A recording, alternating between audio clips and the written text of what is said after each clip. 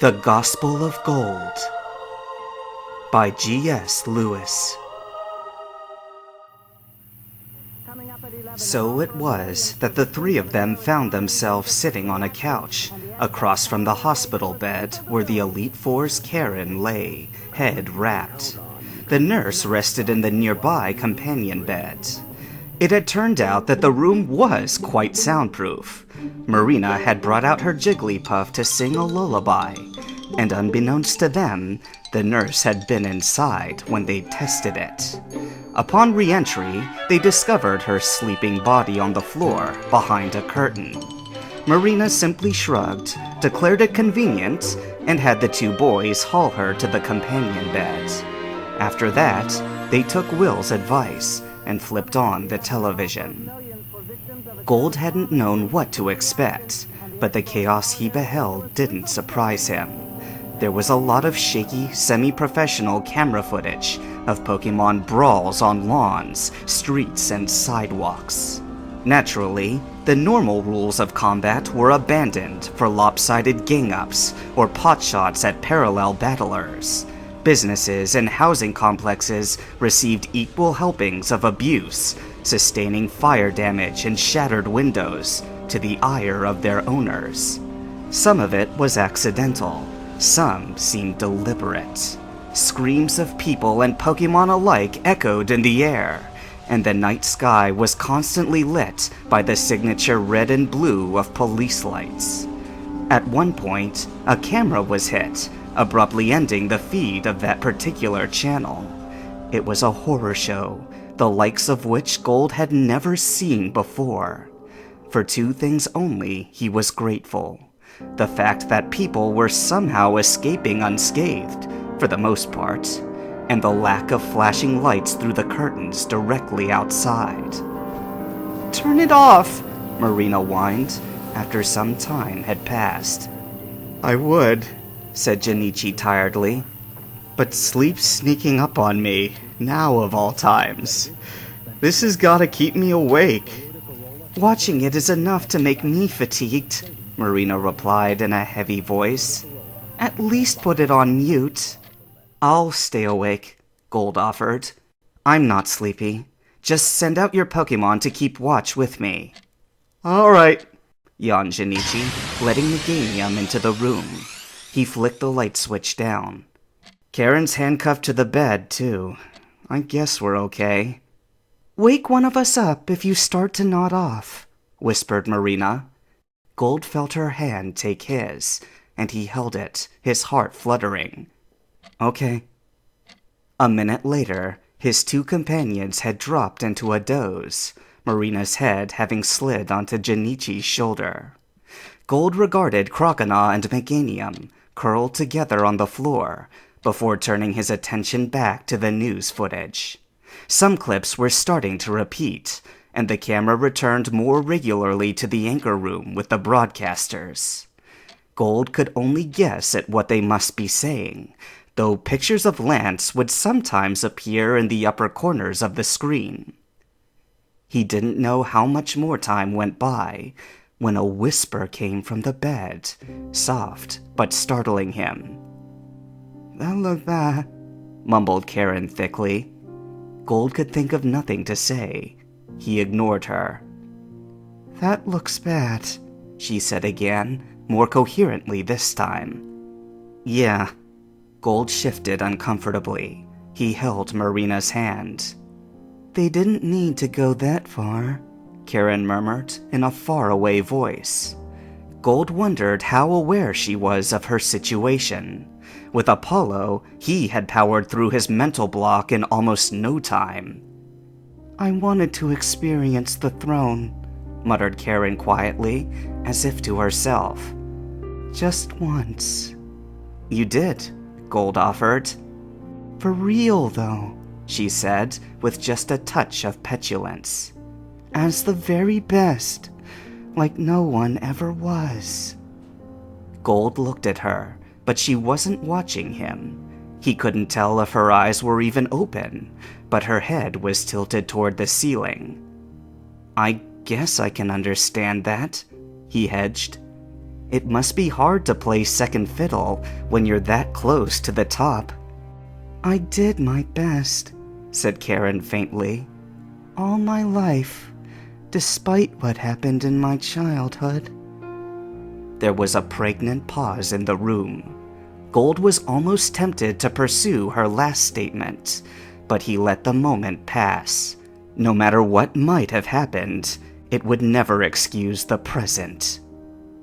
"Life's not fair," Karen mumbled. "Millions of people in the world. Odds are, there's always going to be someone who's a better trainer than you, no matter how hard you try." "Is that why you tried to convince everyone that strong and weak Pokemon are just a person's perception?"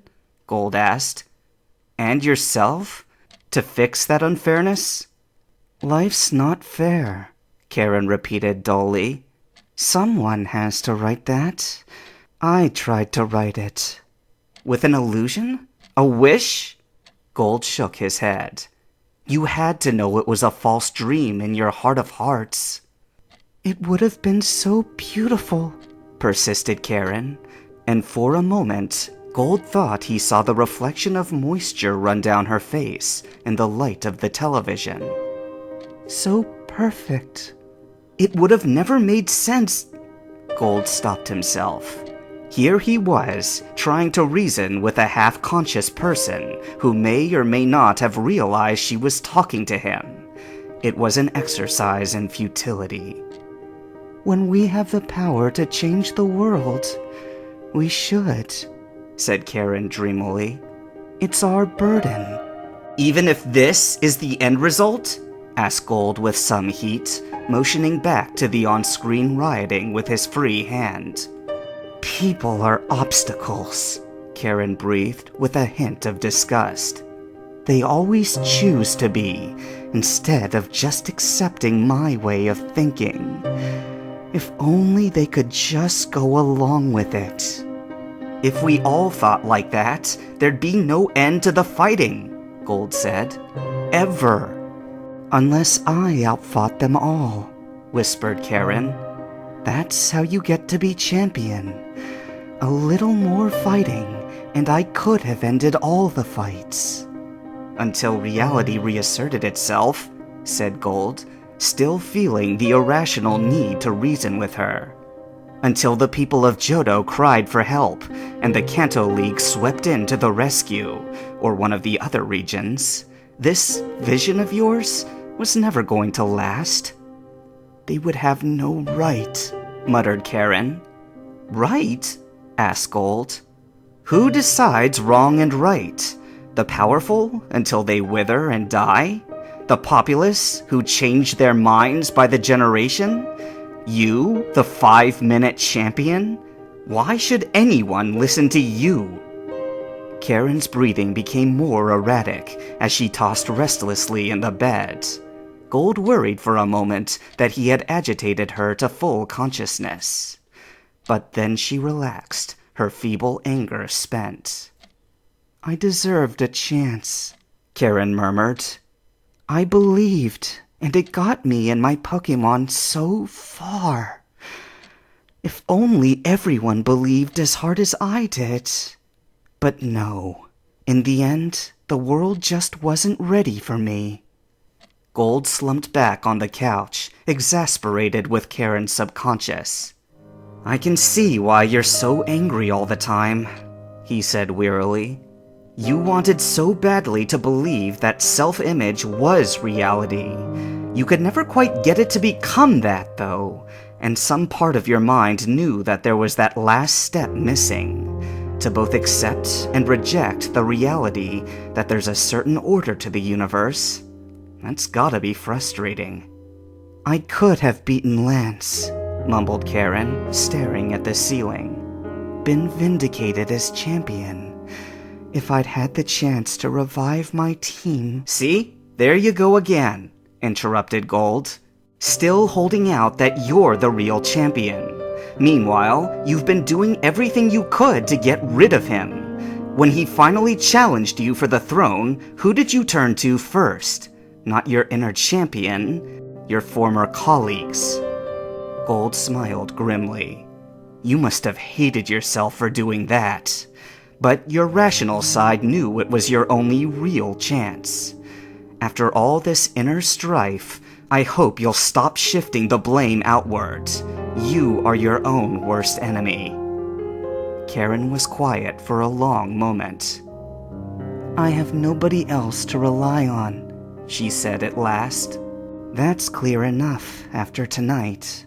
Without my Pokemon, there's no one left but myself. Are you content with that? Gold asked. I think there are more reliable things to believe in. Time-tested truths, miracles beyond explanation. The maker of the universe's order, who has never stopped interceding for his own. Gold leaned in a little closer. If you look beyond yourself, you would see. Don't let those scales remain over your eyes. For a moment, Karen's head began to turn towards him, and the light of the television made her face visible in the dark. Her expression revealed a deep pain from years of inner torment, some whose origins Gold could guess, and some that probably would remain beyond him. But then, Karen gave a long, heaving sigh, as though a weight was being hard-pressed upon her. She returned to watching the ceiling, and her countenance was again cloaked in darkness. No, she said in a stern monotone. I settled on who I am long ago, and I will continue to believe in myself. The others can break and remold their worldviews until they utterly lose sight of themselves, or become like the rest of the collective. Their names will fade, while mine will be remembered. That was it. Karen had spoken, and Gold couldn't deny that he felt disappointed. Still, he shrugged and rested his head back on the couch cushion. Well, I tried. I won't change. The world can change itself, murmured Karen. Gold returned his attention to the television. About 2 hours before dawn, when Gold felt his eyelids beginning to droop, he gently shook his friends awake before napping himself. It seemed he had only gotten a second of shut-eye before a sharp rapping at the door jerked him from sleep. Morning light poured through the curtain, and the nurse beneath it was frantically scrambling out of bed, uttering expletives. As she hurried to greet her unexpected visitors, Gold shot a glance at Karen's bed. She was still there, asleep and unperturbed by the noise. Hey there, kids, greeted Will, letting himself in past the nurse. You're relieved of your post. Come on out, some people are waiting to see you. He shifted, and Gold suddenly noticed the uniformed policeman escorting by his side. People like him? Asked Junichi pointedly, beating Gold to the question. Will laughed. Them too. But short of house arrest, you're probably fine. At least according to this guy's thoughts. The officer gave Will a disturbed look. Clearly, he was not used to being around psychics. What about you? Asked Marina, rubbing her eyes as she stood up from the couch.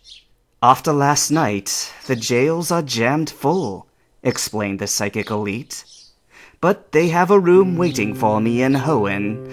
I'll be bunking with a Pokemon called Claydol, which apparently knows teleport and imprison. Creative security measures, I must say. Wait, what? Cried Gold, coming fully awake. You're still going to be locked up after helping us turn things around? Will gave him a sad smile. A plea deal should lessen my sentence. But yes, I must accept the consequences for the things I've been complicit in. Don't look so troubled, though. I've never felt more at peace with myself. He glanced at the window. You should really have a look outside. It's a gorgeous view.